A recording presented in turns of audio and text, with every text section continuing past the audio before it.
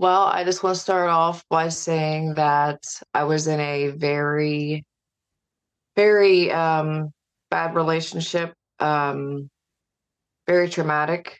And the day that it happened, I was in bed and I was lifted up off of the bed. I remember waking up and my ex, this was in 2008, I was about 22. Um, and he had lifted me up. He already had the water running. And he threw me onto the floor, knees down in front of the tub, and, pushed my head underwater. And as anyone could imagine, the horror that is. I mean, I was just, splashing and trying to, he was just so much bigger than me and so much stronger than me that it just just complete horror. Like there's just no words to it. I mean, just I guess anything that anybody could imagine. And but then I consciously thought to myself, I have to inhale, and I consciously said, I'm going to die. This is it. This is it. This is it. This is it. And I remembered breathing in, and I could feel the heaviness on my lung, felt like this hopelessness. And it was like a click. It was like instantly I was no longer bent over the tub. It was as if I was laying in the tub. I was pure consciousness. Now this was a tub from like the 1960s, 70s. It was like this yellowish orange. But it was as if like I've never seen the ocean personally, but I've seen pictures and I could just imagine what it would look like. I was just conscious, no body, but it felt like I was laying under the water, and where my body had stopped moving, it was just kind of waves. And I was looking up and I could see waves, and it was almost like the sun coming down over me.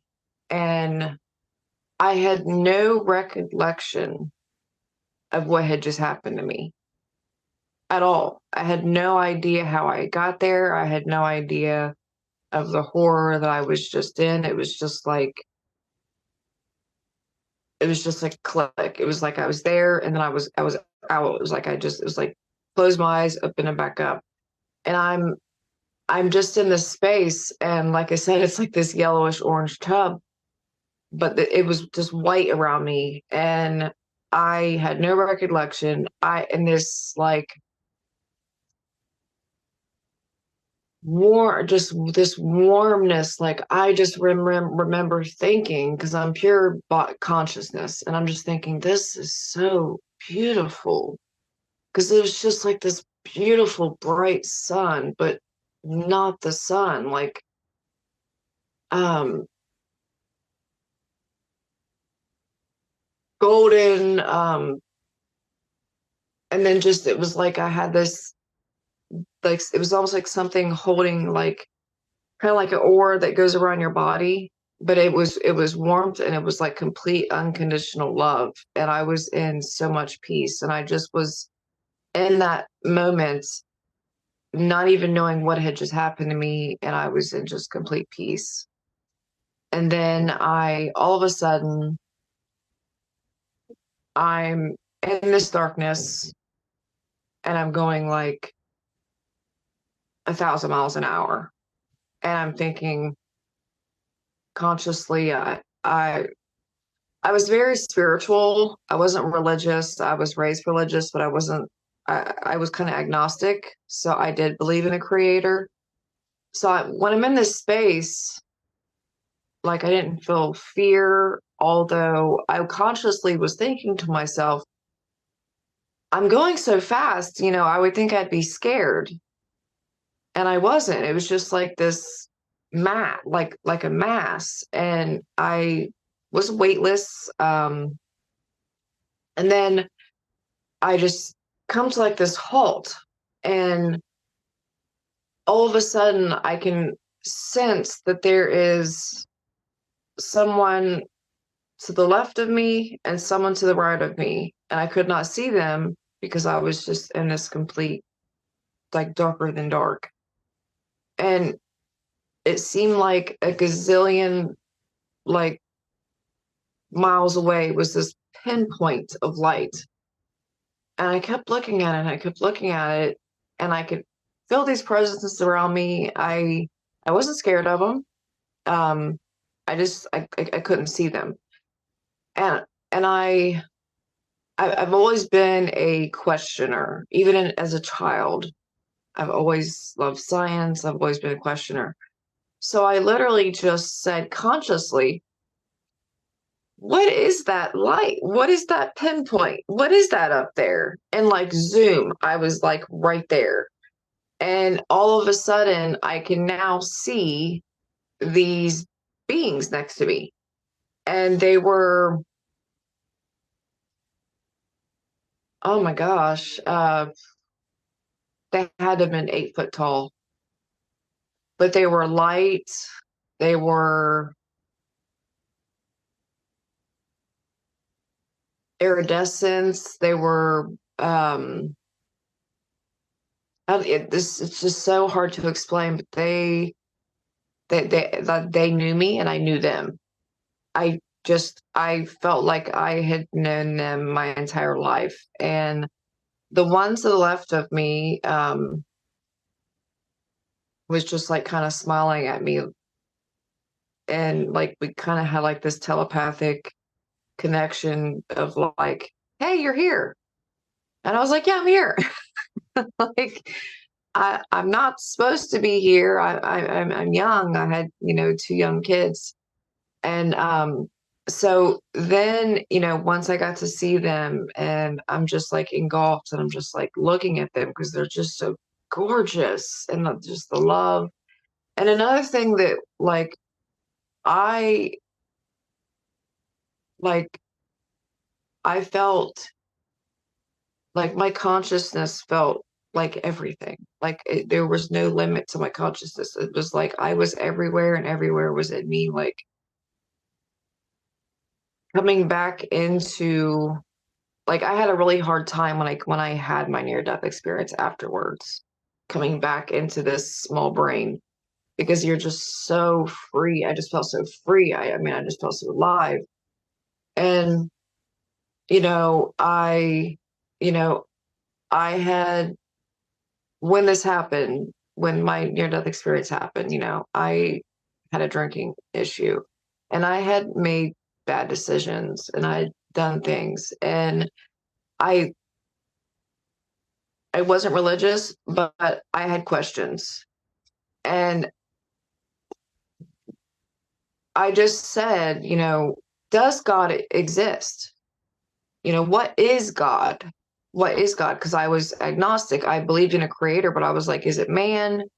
What is it? And the second that I said that, there was this white hand that like the size, if a human is standing next to a semi truck, that just come up like out of this light, and it dropped a like a boulder.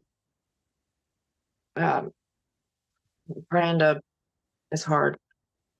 It dropped a boulder, and I'm watching it, and I'm watching it, and I'm watching it fall, fall, fall, fall, and then it fell into like what looked to me to be like a puddle, and then this puddle turned into like a lake, and then eventually it was just like ripples, like it just got bigger and bigger, and then before I know it, I'm looking at this entire ocean, which is like a 360, like all around me, but it's not like an ocean that you would like see on TV. I've never personally seen the ocean, but it was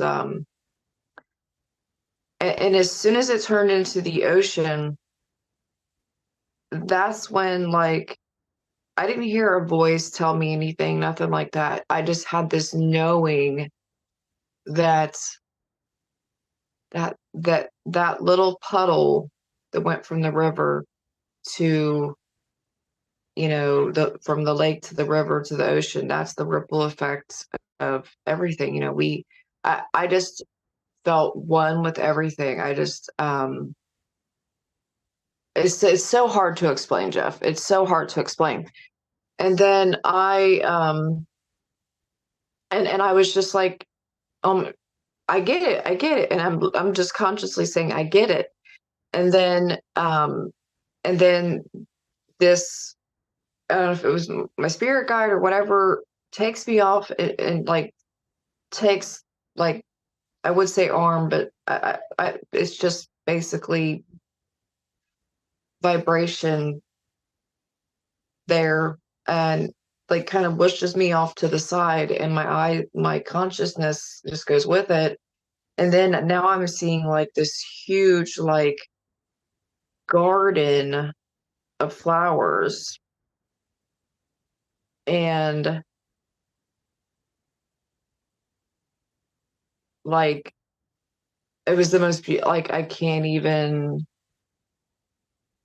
put into words the colors, the smells, and then before I know it, I go from looking at these colors, these smells, to now I'm looking under the soil.